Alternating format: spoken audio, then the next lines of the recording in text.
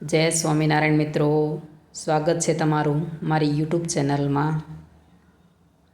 તો આજે આપણે બનાવીશું આલુ પરોઠા। તો ચાલો આપણે રેસીપી ચાલુ કરીએ। તો તેના માટે આપણે 8 થી 10 જેટલા બટેકા લીધા છે, તેને આપણે કુકરમાં નાખી દઈશું। હવે તેની અંદર આપણે 2 થી 3 ગ્લાસ જેટલું પાણી ઉમેરી દઈશું।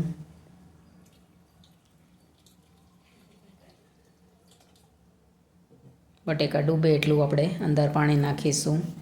પછી બટેકાના આવી રીતે આપણે અડધા ફાડા કરી દઈશું કે જેથી બટેકા છે તે વચ્ચે સારી રીતે ચડી જાય।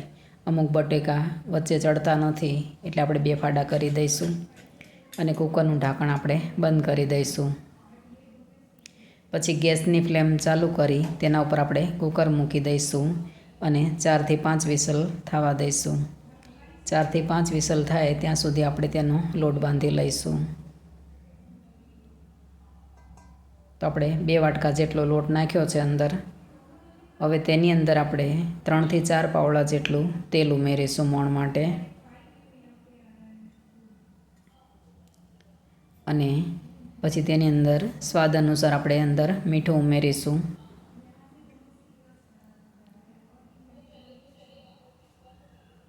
પછી બધું મિક્સ કરી દઈશું અંદર। હવે થોડું પાણી અંદર ઉમેરી અને તેનો આપણે બહુ કઠણ પણ નહીં અને બહુ ઢીલો પણ નહીં એવો આપણે મધ્યમ લોટ બાંધી લઈશું। તો આપણો લોટ બંધાઈ ગયો છે। હવે તેની અંદર આપણે 1 પાવડા જેટલું તેલ નાખી અને તેને આપણે સારી રીતે મસળી લઈશું લોટને।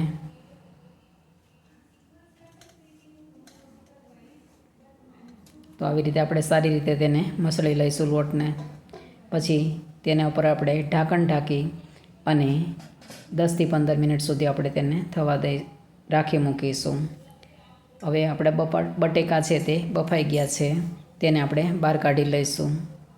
હવે તેની અંદર નાખવા માટે આપણે 4 થી 5 મરચાં છે તે ઝીણા કટ કરી લીધા છે, 1 આદુનો ટુકડો છે તેને ખમણી લીધું છે, થોડા મીઠા લીમડાના પાન, અડધું લીંબુ અને થોડા લીલા ધાણા લીધા છે। આની અંદર અમે ડુંગળી નાખી નથી, બટેકા પણ આપણે ક્રશ કરીને તૈયાર કરી દીધા છે। હવે ગેસની ફ્લેમ ચાલુ કરી અને તેની અંદર આપણે 3 થી 4 પાવડા જેટલું અંદર તેલ ઉમેરીશું। 4 પાવડા જેટલું નાખ્યું છે। હવે તેલ ગરમ થઈ જાય એટલે તેની અંદર આપણે અડધી ચમચી રાઈ, અડધી ચમચી આખું જીરું ઉમેરીશું, અડધી ચમચી જેટલી અંદર હિંગ ઉમેરીશું।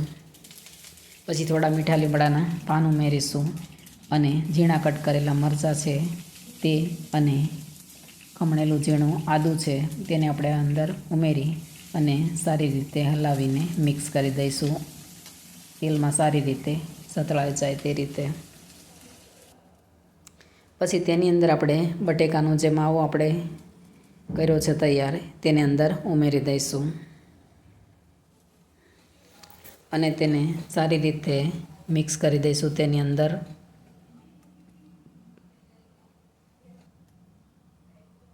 પછી તેની અંદર આપણે અડધી ચમચી જેટલી હળદર ઉમેરીશું,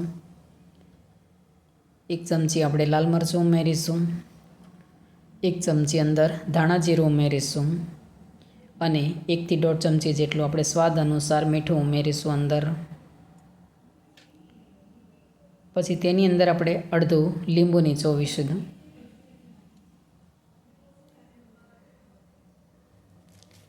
અને 1 ચમચી જેટલો આપણે ગરમ મસાલો અંદર ઉમેરીશું।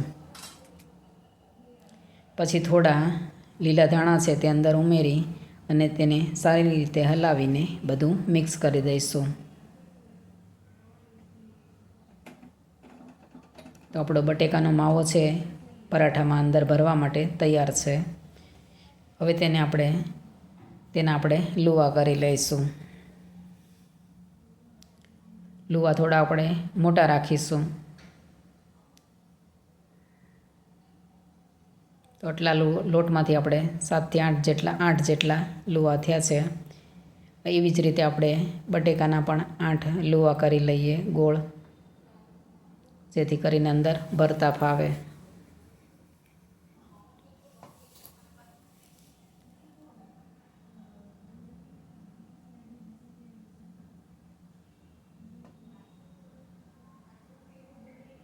તો આપણા બટેકાના પણ તૈયાર થઈ ગયા છે. હવે આપણે તેને રોટલીની જેમ આપણે તેને વણી લઈશું.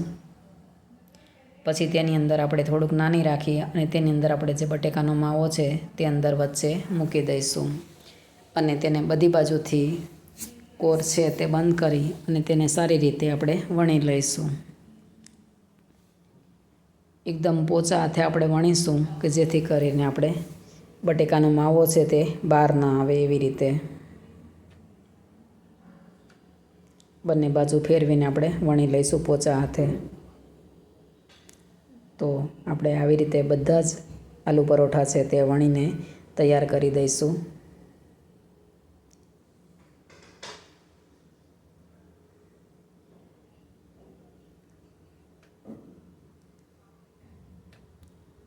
અને એકદમ પોચા હાથે વણવા પડે, નહીંતર મસાલો છે તે બહાર આવી જાય. આવી રીતે આપણે હવે ગેસની ફ્લેમ ચાલુ કરી અને લોઢીને આપણે ગરમ થવા માટે મૂકી દઈશું અને તેની અંદર ગરમ થઈ જાય એટલે તેની અંદર આપણે આલુ પરોઠા છે તે અંદર ઉમેરીશું.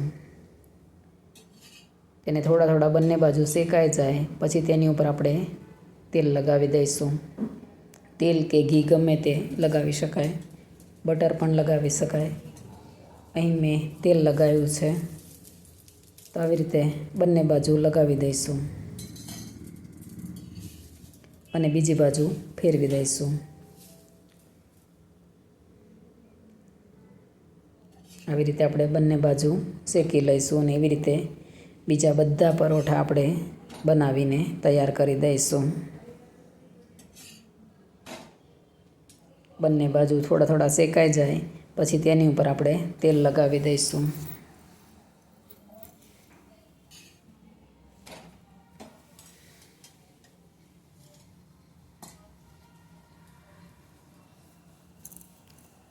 આ પરોઠા છે તે નાના મોટા બધાને બહુ ભાવે. તેને આપણે દહીં અથવા ચા કે સાથે આપણે ખાઈ શકીએ. કેચઅપ કે ચટણી સાથે પણ ખાઈ શકાય.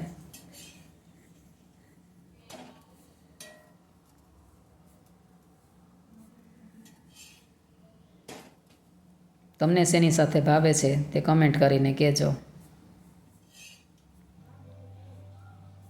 તો આવી રીતે આપણે બધા આલુ પરોઠા છે તે સારી રીતે શેકી લઈશું.